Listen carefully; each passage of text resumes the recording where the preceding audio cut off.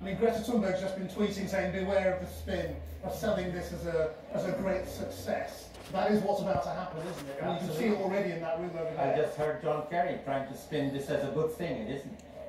Why not? Well, there is some agreement, isn't there? I'm talking about the most vulnerable people on the planet. They came here expecting to hear something being done about loss and damage. And all we got is a dialogue to talk more about it. That's absolutely unacceptable. Well, so you wanted a new pot of money, effectively. We wanted to at least start talking about a new pot of money. I mean, they haven't even got to the original 100 billion that they promised years ago, and you want more money. Well, it's happening now. Loss and damage is a reality. It's not about adaptation and mitigation anymore. Now, you in the past have said COP is just not fit for purpose. Are you really saying that this whole process just needs to be scrapped and something else? No, I'm saying it's failed. We've done it for 26 times and climate change has not stopped. It's happening already as we speak. But we have to carry on. We hope we'll do it next year again in Egypt and do it better next time. Jennifer, what do you make of that argument?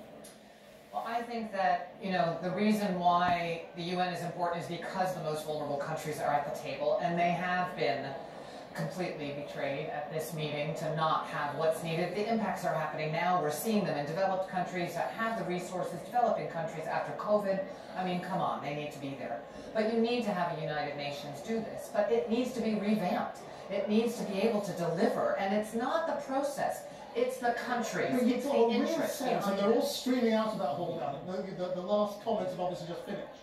You've got a real sense, country after country, the developing nations, we're basically saying, we've been done over. This is not fair, but we're not going to be the ones blamed for sinking this agreement, so we'll go along with it. So what kind of process is that, when basically the developed world bullies the developing world into agreeing with it? It's a process that doesn't have voting rules because Saudi Arabia has blocked them since the early 90s. Right? You have to know there are over 500 fossil fuel lobbyists here that are working very hard to get countries like Saudi Arabia, other countries, to slow this thing down so it's not possible. And it's not about the most vulnerable, it's about them and protecting their corporate interests. So if you want to improve the process, kick those fossil fuel lobbyists out, and then maybe we would have a better shot. I mean, when you say come back and do it better, do you actually have a way of doing it better? We will in Egypt. We hope the Egyptian presidency will take this issue seriously, which the British presidency didn't. Really? Absolutely didn't. Well, why do you say that? I mean, well, we wanted to surely be committed to this over a long time. They refused to do that. We wanted the fund to be established here. They refused to do that. They even took language out of the text yesterday at the insistence of the US. COP26 presidency did not play in our favor at all. And do you think it could have ever been different? Absolutely. Or is that just a product of the presidency being held by a developed world nation? Partly, yes. I mean, they were the ones who bent to the US. They didn't listen to us.